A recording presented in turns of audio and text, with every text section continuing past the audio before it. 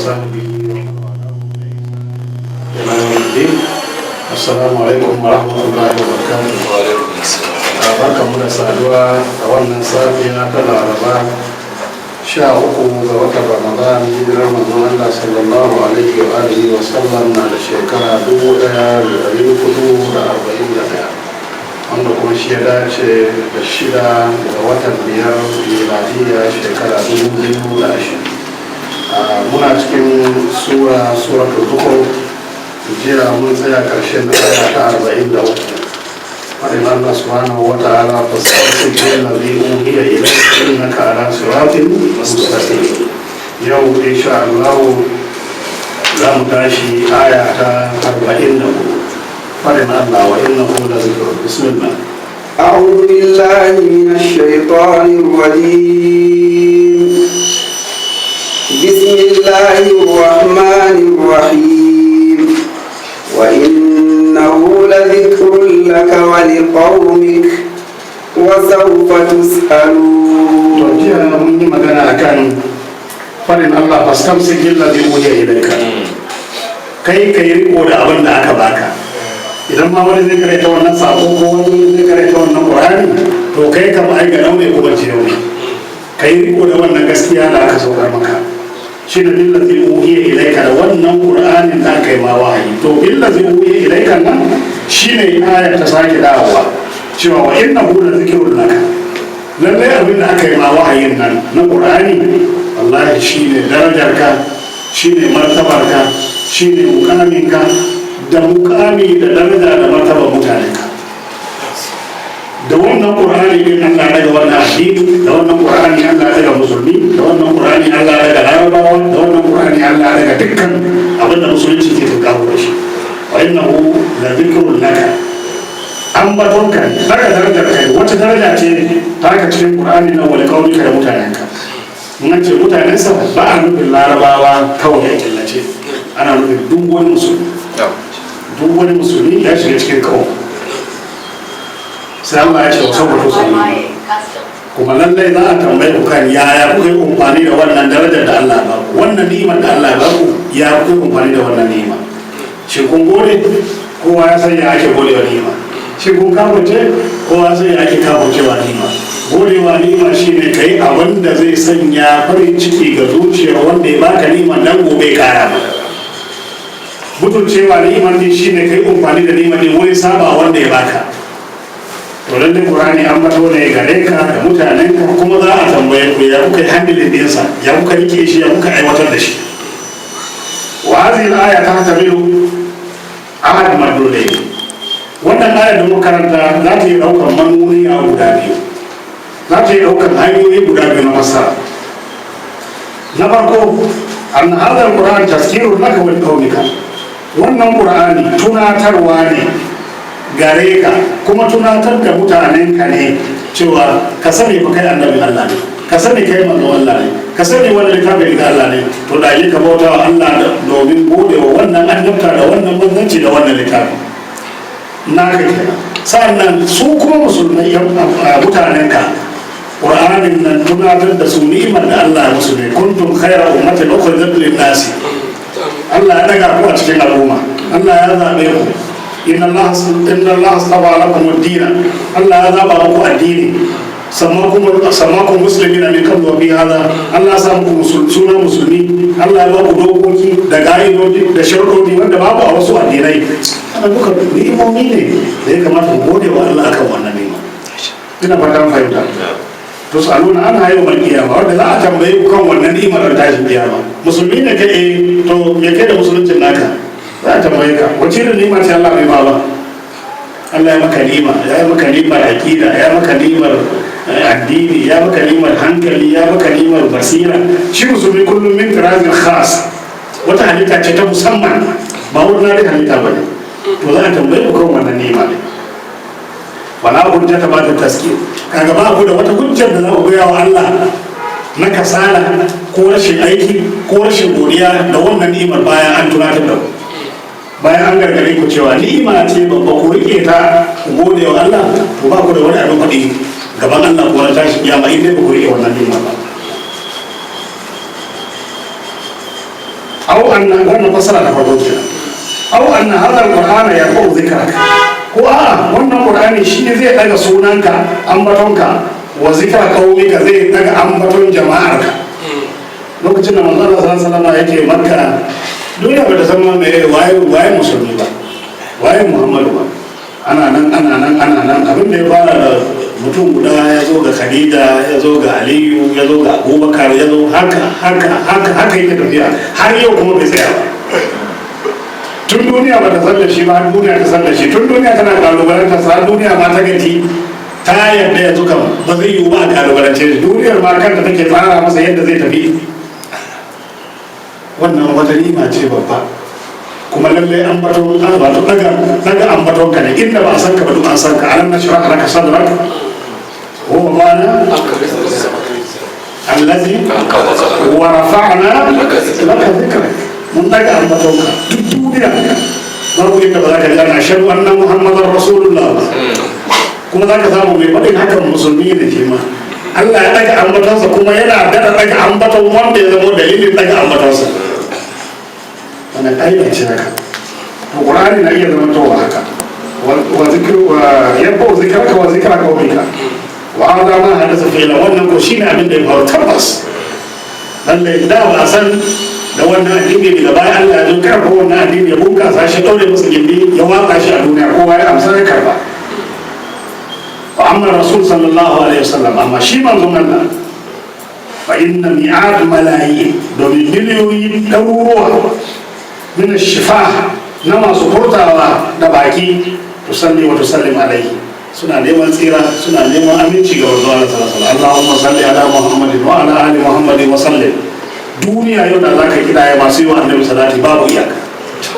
da safe daban da rana daban da dare daban da yamma daban kuma babu wani lokaci a duniya wanda ba a yi wa annabi salati yanzu muna kusan azhar wasu suna azhar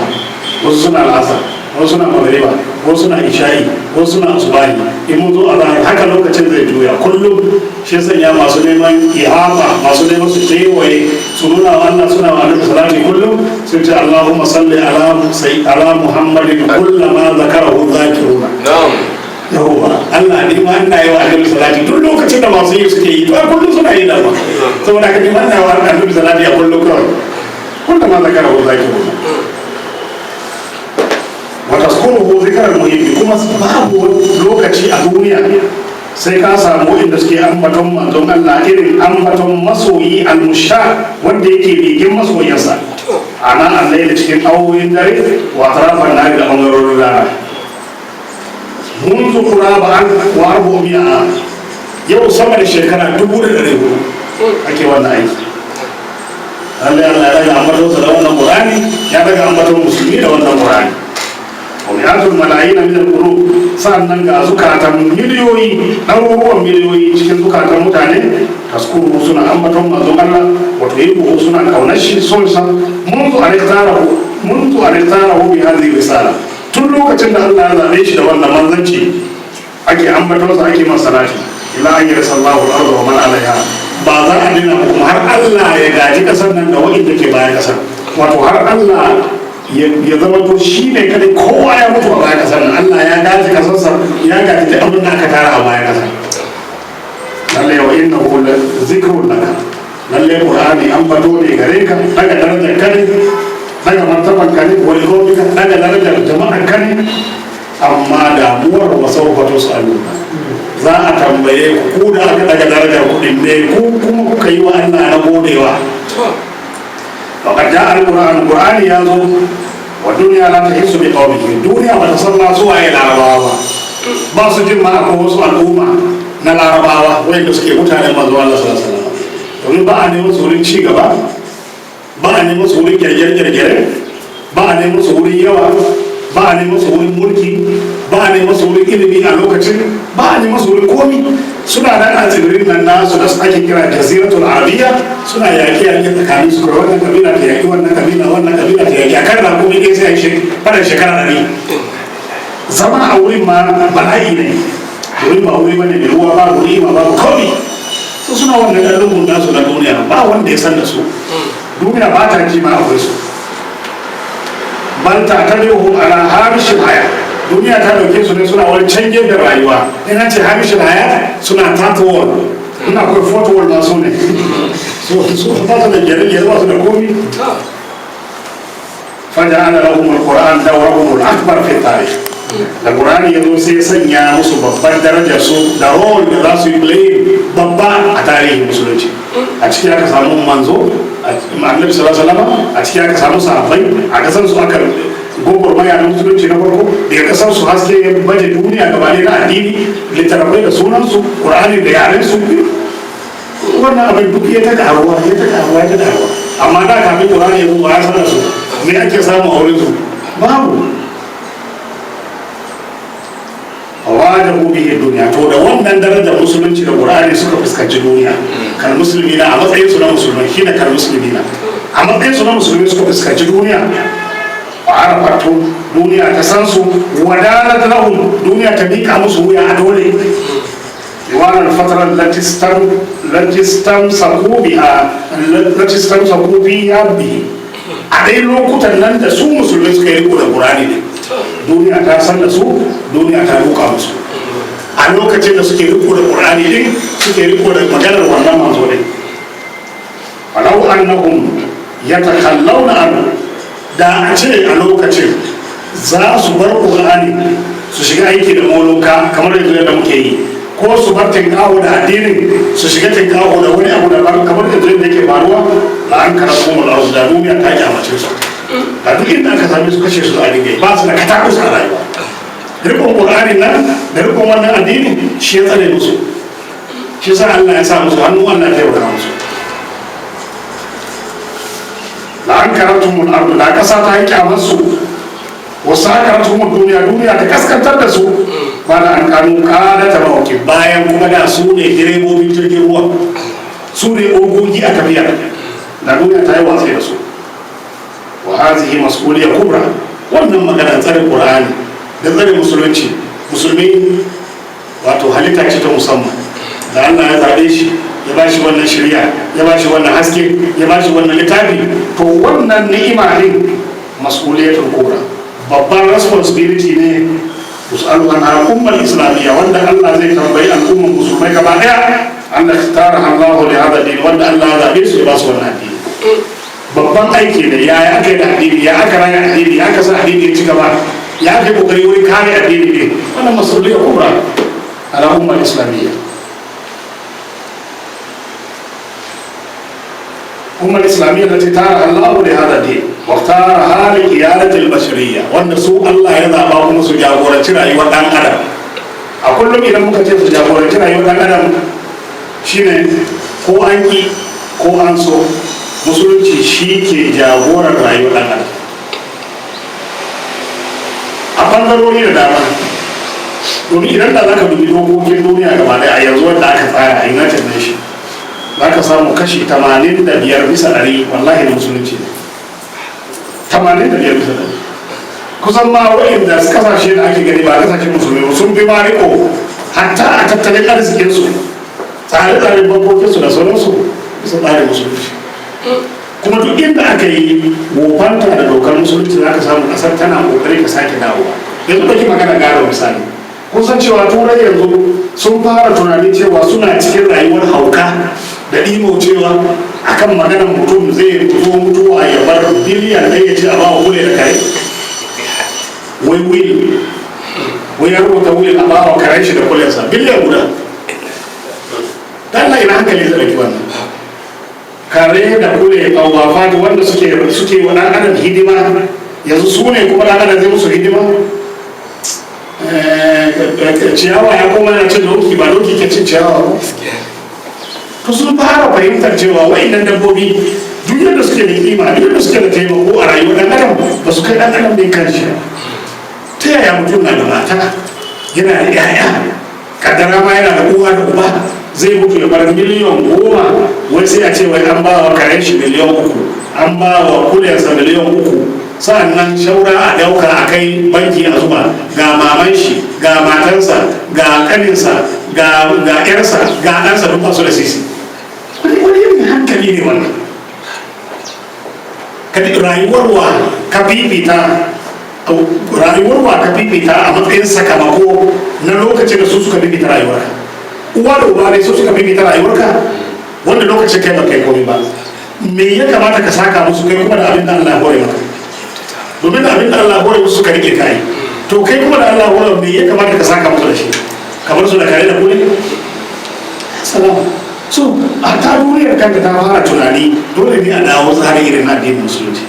Dole ne a dawo ƙarƙashin ayar da yusi kuma lawa bi auladikum li zakari mislu hadhil unsayni. Baba yana da kaza, mama tana da kaza, dan uwa shaqiqi yana da kaza, dan uwa da abi yana da kaza, dan uwa da ummi suna da kaza, in sun haɗu a ba su kaza, mata tana da kaza, miji na da kaza, sai a wanke lafiya ko a ba shi yakinsa.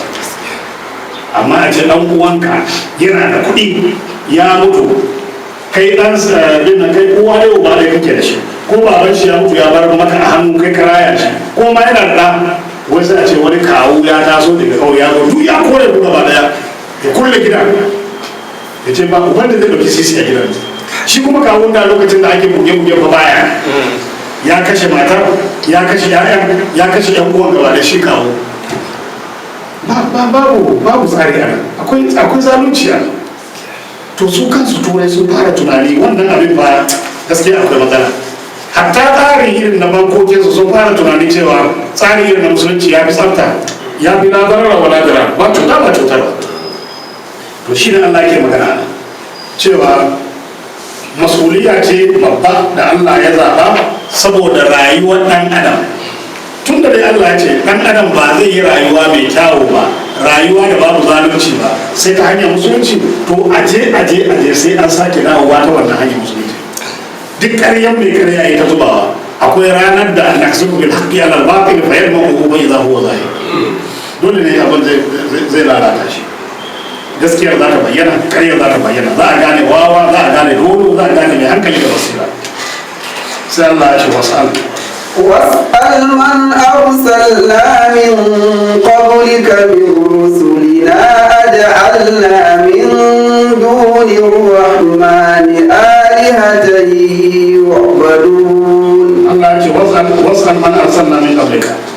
يا رسول الله كتنبيه وإن مكأيك قبلنك سوى أيكنا annabawa da manzanni to ta ina manzo wanda zai same su ya tambaye su bayan kuma sai da suka shuɗe kafin ya zo. Wasan man arsalna min qablika min rusulina ka tambayi wa'inda muka aika gabanin ka na manzannin mu ka tambaye su da Allah min duni rahmani alaiha shin baya ga Allah mun ba su izini su samu wani abin bauta yi umarni da wanda za a bauta wa? Mun taba gaya musu cewa ku bauta Allah tare da wani? Mun taba cewa ku bar bauta Allah ku bauta wani? Babu wani annabi da aka mai wannan wahayi. To idan ya zamanto dukkan annabawa wahayi nan guda ɗaya ne. ولقد بعثنا في كل أمة رسولا أن اعبدوا الله واجتنبوا الطاغوت. in dai wannan shi ne sako guda ɗaya kwaya ɗaya kilo da Allah ya bada tun daga zamanin annabi Adam har zuwa da zamanin annabi Isa dan menene na manzon Allah ya zo da ba bayan kuma abin da suka faɗi shi ma ya nata dan me nashi ya zama da ba dan me ba a yi tsaba akan kowa sai akan shi dan me ba a sa kowa yi ba sai nashi. To a sai kenan wasu almarar sallah bi rusulina min atba'i rusulina ka tambayi waɗanda suke riko da hanyoyin manzannin. In kana bukatar waɗanda suke imani da injila tambayi mutanen annabi Isa. In kana bukatar ka tambayi waɗanda suke imani da taura tambayi mutanen annabi Musa. Tambaye su a cikin littafin sunan akwai wanda Allah ya ga abota masa a kafar Allah babu. Shi yasa da yahudanci da nasaranci da musulunci a wannan bangare duka ɗaya su babu wani wanda ya yarda abota wani ba Allah babu shi, sai dai wataƙila maluman wa'innan bangarorin su sarrafa hankalin wawaye daga cikinsu su koma bauta wani abu ba Allah ba, amma asalin addini bai yarda bauta kowa ba sai Allah, bai yarda bauta kowa ba sai Allah. Wannan shine sabili aqidar wannan addini. Shi ya sanya maka ga addinan guda uku suke da alaka da juna min haisul asl asalin su. Shi za aka bada dama za a iya cin yankan juna a yi auren ma saboda min haisul asl akwai da za ku yi tibai. Amma shaura wanda dama tunani ne irin da dan adam ya kawo da basira irin ta molonka wanda za ka samu ana iya duka wa gumaka a bauta wa rana a bauta wa wata a bauta wa dodo a yi wane ne wannan ka abu da yake babu asali dama dan adam ne ya kawo, amma duk wani addini wanda ya zama to daga sama ya sauko yana da littafi bai yarda a haɗa Allah da kowa wani mu babu wannan addini. Shi ne Allah ke magana ka tambayi inda muka aika na manzannin mu kafin kai a da Allah mai dole rahmani alaiha, shi mun sanya wani abin bauta baya ga Allah yi bauta wanda za a bauta ba. Mun taɓa yarda mun taɓa ba da lasisi a ba wani bauta baya ga Allah, mun taɓa yarda a haɗa wani da Allah wani bauta babu. Ai wasar jami'ar su tambayi dukkan manzanni a ra'au ila khilafi ma tadun nasu ilai, shin sun kira mutane zuwa ga sabanin abin da kake kira mutane ko kira ku dai ce abin da kake kira mutane a kai wannan shi din ne su ma suka kira mutane zuwa gare shi. Bin ibadatin lahi wala na bauta Allah shi kadai la shirika lahu ba yana abokin tarayya. Ka tambaye su akwai wani annabi da ya taba zuwa ya kira mutane sabanin abin da kake kiran nan? wala shakka anna jami'ar rusul ko shakka ba dukkan manzanni da awatuhum wahida, kiran da suke wa al'umma su ɗaya ce ani ibudullah wasu ne mutala ko bauta Allah ko yasanci duk wani abin da ba Allah ba wurin bauta. وهي كما قال تعالى wannan shine kamar yadda Allah ya faɗi farqad ba'athna fi kulli ummatin rasul an ibudu Allah wa yajtanibu at-taghut. Ba mu aika ba ko lalle hakika mun aika cikin kowace al'umma mun aika da manzo, sako da muka ba wannan manzo shine ya faɗa al'ummar sa an ibudu Allah ko bauta Allah shi kadai wa yajtanibu at-taghut ko ne sanci bauta duk wani abin da ba Allah ba. A sai kenan in dai wannan ita ce kira, ita ce da awar dukkan manzanni, kuma da wannan aka aiko dukkan manzanni, to ba za ta kudu bai ta amina wasu baka zama to farau ba, baka zama to naka daban ba, baka zama ɗan baya ga dangi ba cikin manzanni, duk da awar ku da ya ce fi ma tarku fiyana tarku ilaiha fi ma na sai ku gyara ba za ta kudu bai ta amina wasu ba za ka zama to farau ba cikin manzanni fi ma tarku ilaiha zuwa ga abin da kake kira mutane gare shi. Abin da kake kira mutane gare shi ba sabon abu bane, ya nuna kira da annabawa da manzanni akan wannan abin suka kira. Ina fata fahimta wannan sai mu gyara fi ma ne anan ya ce fayana ko fi ma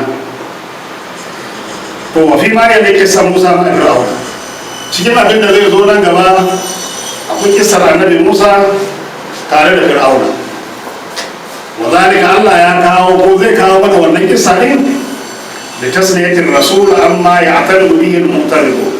domin ya ba wa manzon Allah hakuri kar ka damu da abin da yan neman shan gaba suke yi maka na shan gaba, ka faɗa su karyata, ka nema su kiya, ka fuskance su bijire maka, kada wannan ya dame ka.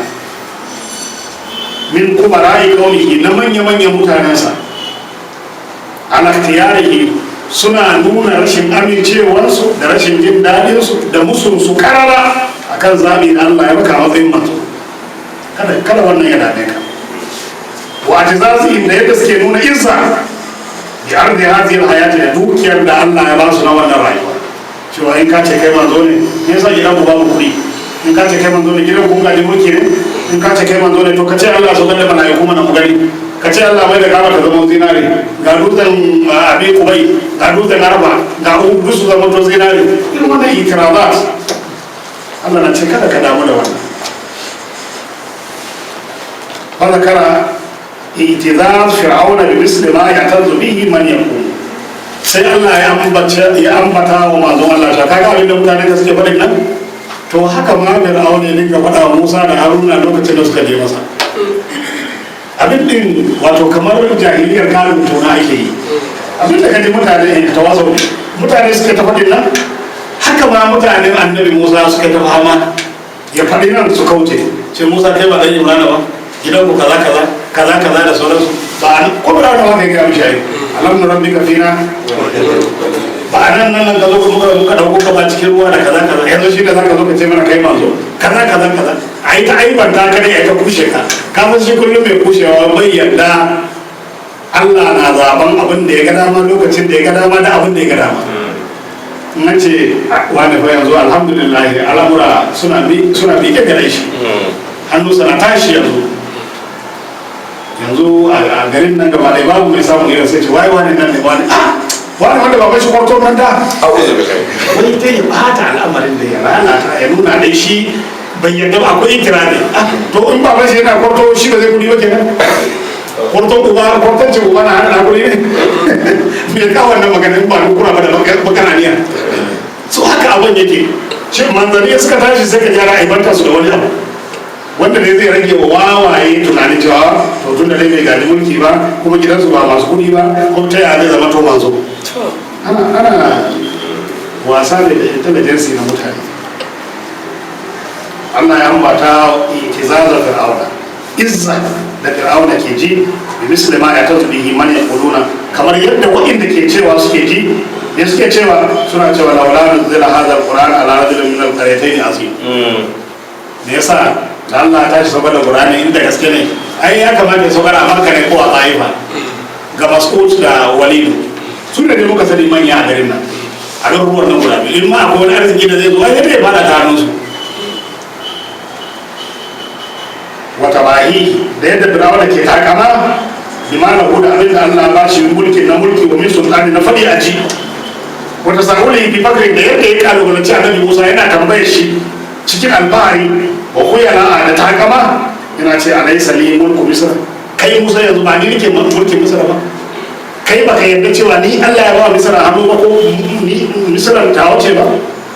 wazil anam ko baka yarda wa'annan koramai ta gidan ta hake suna guduwa karkashi na ba kaga wawa zai ce lalle ai da gaske ne Allah ne shi san ya yalwatawa kansa abin jin daɗi Musa ko da yake ba manzo bane to sai ya zama ta cikin wahala shi wanda zai duba bi ainihin madiyya zai fi yarda da maganar Fir'auna fiye da maganar Musa shi ba zai gane cewa na Musa nan ta dindindin bace ta Fir'auna kuma ta wuce gane ce na faɗa muku wannan mukarna har yanzu abin da ke faruwa ke shi ne mulki kullum idan ya zo kan mulkinsa ɗan lokacin ka kaɗan ne ka zauna da mutane lafiya gaba lafiya da su ba amma sai ta tinkawo ya ta buɗe hanci ya ta wane ne kama wannan ci mutuncin wannan zagi wannan aibata wannan kwana na wane ya rage talakawan nan da ka same su a wurin da ka bar su kafin ka zo ka same su kuma ta tsiyar ka ka tafi ka bar su kuma wannan ya zama to darasi gare ka gaba ba kai ka fara zuwa ba da yawa irin ka sun zo wallahi ina gaya muku yadda kuke ganin sare da yake wucewa haka lokacin suke wucewa idan kana tsaye a nan ka ji wuri su wuce kana ganin ne yanzu da wuce ba to haka shekarun da ake basu yake wucewa ga mai hankali har ka kuma abu wani kasar na shugabanni na yi suna da yawa jihar na shugabanni na yi suna da yawa lokacin gama nan da jihar shugabanni na yi suna da yawa haka abin ya wuce kamar bil fasara kamar wani bani bismillah sun tafi sai labarin su to ga mai hankali sai kai kokari kamar abun alkhairi wanda in an tuna za a tuna da kai ta alkhairi ba a tuna da kai ta sharri ta musgura wa mutane ta azabtar da al'umma ta takura wa mutane ta cutar mutane ta sata dukiyarsu wani kuma ba shi ya kamata tuna da kai da shi ba ko bature bai da wannan ba za ka bar legacy bature ke bukata al'amari ne kyau za ka bari ba mummunan al'amari ba to bin aure yana da irin wannan yana alfahari da wannan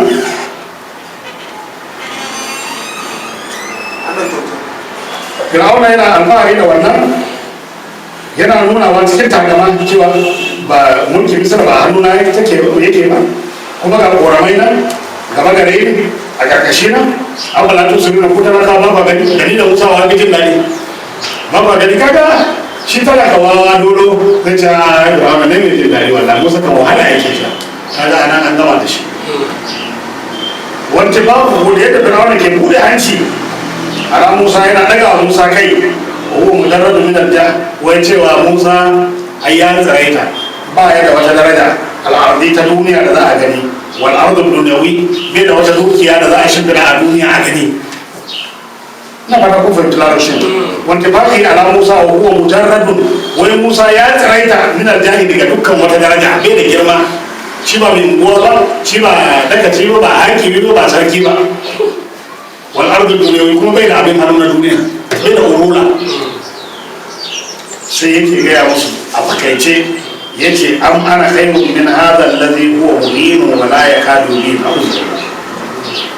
ina ce yanzu ku mutanen Misra ku duba ku gani ni ne na fi da ni da wannan mutum wane ne ya fi yanzu ni ban fi shi ba shi da ko magana bai iya yi kuma walakantacce ko bai da mulki bai da kowa ko magana bai iya ba yana da Musa yake a karon fari kuma a lokacin da ke gaya Musa wannan magana ne harshen Musa ya gyara domin duk wani tarihi da ya nuna muka cewa bayan Musa ya jefa da Fir'auna yana sarkafewa harshe kace tarihin karya ne tun ranar da Allah ya bawa annabi Musa manzanci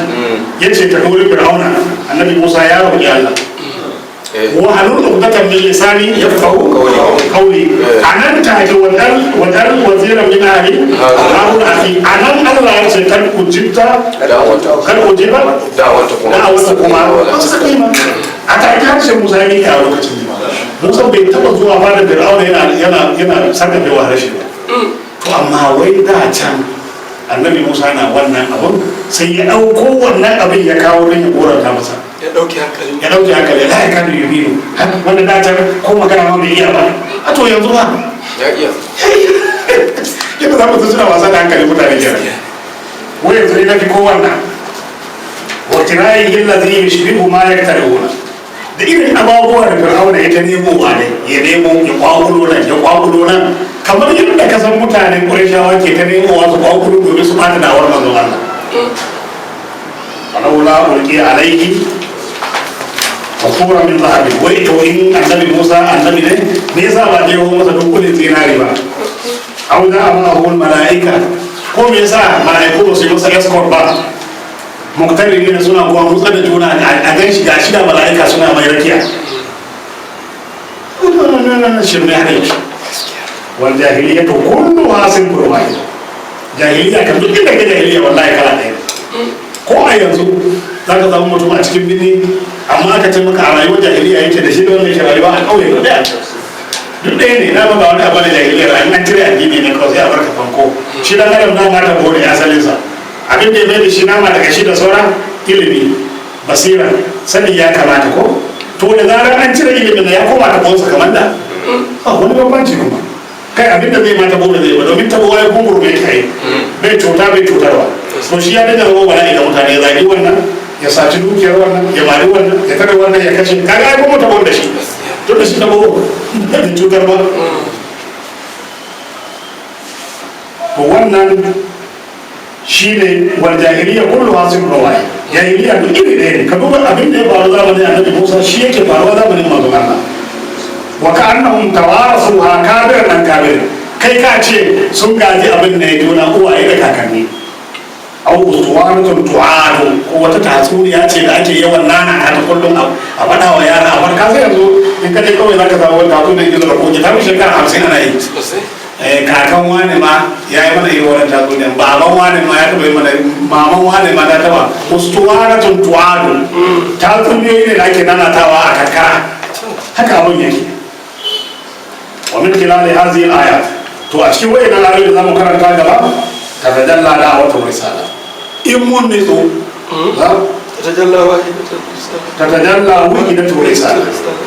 idan mun ne za mu fahimci sakonnin manzanni duka ɗaya abinda annabi hudu shuaibu salihu nuhu ibrahim musa isa muhammad duk suka faɗi za mu ga duk iri ɗaya ne wa wahidatu min manhaj kuma tsarin rayuwa annabawa duka ɗaya ne wani su tare hanyar da annabawa suka biya rayuwarsu duka iri ɗaya ne kamata samu ɗabi'atul kubara kamar yadda ka san ɗabi'an masu girman kai kuma wato da azzalumai istighfari da wata haƙi wurin fuskantar da'awa ta gaskiya ɗaya ce ita ma yadda annabawa suka yi fama zamanin hudu haka aka yi fama zamanin musa haka aka yi fama zamanin isa haka aka yi fama zamanin masu wanda haka ake fama yanzu ɗin ma abtugan masu ƙetare iyaka wurin mulkan mutane ta hanyar zalunta su duk ɗabi'a su ɗaya ne shi sanya idan zalunci ya shiga zuciyar mutum ilimin sa baya amfani wannan ilimin sa baya amfani in dai zalunci ya shiga zuciyar mutum sai ga mutum mai ilimi ne ko ya gama digiri ko ya masters ko ya PhD abinda zai yi na kazanta yaro ɗan sakandare sai ta ba baka kyauta ba haba wannan dukiya an kawo al'umma ne gaba ɗaya kuma ka tattara ko ka zuba aljihunka a nan ilimin ba da amfani ba zai gane illar ba ba zai gane hatsari din ba ba zai gane zubar da mutunci da daraja da yi ba a wurin ne duk lokacin da aka bauce kamar hankali ne kai kamar na daraja mutum wurin da aka bance ka bayar gari da kai makaryaci da kai na daraja. To shi yasa idan zalunci ya shiga zuciyar mutum ilimin sa ba ta amfani, sai mutum ya zama to kaskantacce cikin al'umma. Kuma zalunci ke sanya wanda bai kai wanda ya kai ka bai zage ka. Idan da za ka ba mutane aikin su na babu wani magana zalunci yanzu a Afirka gaba daya yadda ake zage shugabanni ai ba a zage shugabanni a turai haka. Me yasa yaro tun ranar da aka haife shi yana da rekod, a rubuta shi an haife shi rana kaza kaza a unguwa kaza nan ba gida kaza, yana da pocket money, yana da kudin makarantar shi, yana da komai shi, ya tashi ya samu wuta, ya samu ruwa, ya samu maganin asibiti, ya samu makaranta kyauta. Uban shi ya zagi hukuma ne, amma wannan tun yana ciki mama tana tafiya an talata ne kuma ana zaluntar ta har a zuwa na bashi maganin laraba ne ko litinin da ana zaluntar ta har a zo a haife shi a bai cikin masifa da bala'i yana fitowa kuma yana yi ya fito haka za a yi fama da shi a ɗore shi da kamu a babu suga a yi wane ne haka ne ake ta fama ya faɗi ya tashi ya kuje makaranta ya tafi da kafa wani lokaci ba takalmi a yi ta danna mishi a lura ga sunan nan rashin imani ma da abin nan wannan ina zai ma imani ina zai tausaya mutane to kaga ya tashi shi ma yana cewa zalunce ne sai a ce wai yayi zagi kuma hakan ne ya zalunce shi ne domin wanda yake shugaba a wannan lokacin zaka samu shi ba haka yake karatu ba ya azabtar da mutane to shi yasa ya irin wa'annan suka tashi ba za su yi hakuri ba sai su yi zagi to duk lokacin da kaga kaskantacce na baya yana zagin na gaba to ka dubi na gaba akwai matsala daga gare shi wallahi idan ya ba wa kowane mai haƙƙi haƙƙinsa babu zalunci shi sanya masu Allah sallallahu alaihi wasallam yake gaya mana cewa adalci shine condition na mulki. In akwai adalci akwai ba wa kowa haƙƙinsa to mulki ya tabbata, amma idan akwai zalunci wallahi mulki ba zai tabbata ba zai yi ba. Wannan kuma ba wai abin da ba to addinan duniya sun yi da ba duk addinin duniya. Hadisi kudusi manzo Allah sallallahu alaihi wasallam ya ga mana inna Allah inni haramtu zulma ala nafsi wa ja'altuhu bainakum muharraman fala tazalamu. Allah ne da kansa yace ni na haramta zalunci wa kaina, ni dai ina da dama in zalunci mutum don ni ne shi in kama karya in hana shi in walakanta shi azabtar da shi yace amma da yake na bai zalunci babu kyau na haramtawa kaina wa ja'altuhu bainakum muharrama. Ko kuma saboda ku zauna lafiya na sa zalunci haramun ne tsakanin fara da zalamu kuma kar ku zalunci. In kuna yi ba za ku zauna lafiya, in kuna yi ba za saboda an haramta zalunci ne domin a samu zaman lafiya, an wajabta adalci ne domin a samu jiyayya. Idan babu zalunci babu adalci ba jiyayya ba zaman lafiya, wannan ka'ida ce ta rayuwa. Ko shi ne Allah ke ba mu labarin Fir'auna ya ce a nan za mu gane hanyar annabawa da ya ce kamar yadda za mu gane su ko azzalumai wurin fuskantar gaskiya ta wurin kai da su tun fil azal haka ne wa tizazi da yadda suke nuna izza bil maqamil mawrus da wannan matsayi da suka gada iyaye da kakanni. Ce mu a garin nan ba sai ga mana magana mu ne masu arziki, mu ne masu fadiyace, mu ne masu ilimi, mu ne masu mulki, mu a garin nan waye bai samu ba gidan mu waye bai san gidan mu ba. Na wannan suke nuna izza, suke gaya wa manzon Allah suke gaya wa manzon Allah da shawarar ma manzanni gaba da cewa ba za mu yi da abin da kuka kawo ba. Wannan sani za'ir suna nuna izza da wannan matsayi bai gushewa, matsayi a za'ir wanda zai gushe yau gobe jibi gata wanda zai kari ya sauka shi ke nan an gaba sauran hisabi kuma abinda ya bada daidai bismillah, abinda ya bada ya zalunta bismillah ya dawo da shi. Wadamiyatul jama'ir kuma ɗabi'ar mutane talakawa ina ce jama'ir a ranar mai shauran yaƙo bayi allati yastakhiffu al kubara wa'inda masu kuɗi a gare suke manna musu hauka wato hatu da masu mulki na danniya duka wannan aya za ta gaya mana alama za da ƙaruni gwargwadon karni shi talaka kullum ɗan wahala kullum wasa da hankalin sa ake a tashi sai kayi sai ya yi kai ba kai ba gobe kuma ka sake bin wani sai kayi ya yi kai ba kai ba kai ba ka da hankali ne wani dabba ne kai kullum sai an yi kai kai za ka yi bismillah. Wannan salo ne irin na rayuwa na jahiliya wanda har yanzu addini bai kaka da shi ba don komai bane kuma saboda irin tunani na talaka ka san in kana neman mugun mutum a bayan kasa ka samu talaka shi ma ai bala'insa ne ke shafa sai ya haɗa kai ma yi magana da murya ɗaya a tausaya mishi ba zai sai a jawo nan anan a yi musu divide a road a janan a farraka su a janan karshe ga suna fara da su masu hali suna cin gidajen su suna cin kuɗi da salaɗin su an bar su da wahala har abada talaka a ciki domin mai kuɗi yana iya zama da mai kuɗi masu kuɗi gari za su haɗu su kafa ƙungiyar su guda ɗaya union ɗin su ɗaya su yi magana da murya ɗaya amma wallahi talaka ba masu mulki suna iya haɗuwa su tattauna da ko kaji sun bata bar su yaudara ce kawai su haɗu gaba ɗaya su tattauna su fitar da matsaya ɗaya amma talaka ga gidan talaka gaba suke yi ana faɗa da juna ana zagi da juna ana gaba da juna wanda ya gudu da hada zai sari wannan wanda ya kaza babu shi ne ina za ku samu yancin ina za ku gane hasken rayuwa babu to haka ake ta wasa da hankalin mutane shi talaka shi kan kai shi dan mazuciyarsa ba baka ce shi za Allah ke toshewa zai gane a kullum domin idan da mai mulkin zai fito ya kira shi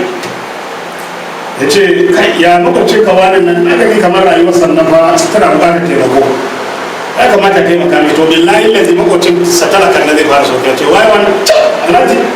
ai ka taimaka mishi mun kodi kenan yanzu ba muke ba da shi barshi da yake nan ce kawai barshi shi ma kai shi dai wa dan uwansa zamanin da kai to irin wannan shi zai ga haske a rayuwarsa wallahi akwai wani wanda yake ban labari wani mai hali ya kira wani talaka yana shawara da shi zai yi wa talaka a makocinsa alfarma direba ne ya ce na ga abin nan motar makocin kan nan kamar yanzu baka abin nan kamar da ya ce wallahi ya ce to da Allah ka je ka zaɓo min mota mai kyau wacce ina bukata in saya masa in ba shi kyauta amma wannan sirri na tsakanin da karka biya kowa wallahi da ya tashi zuwa sai ya samu wata raba shi ko wannan mai hali ne amma gwamnati sai samu wata raba shi a na kawo mota ya duba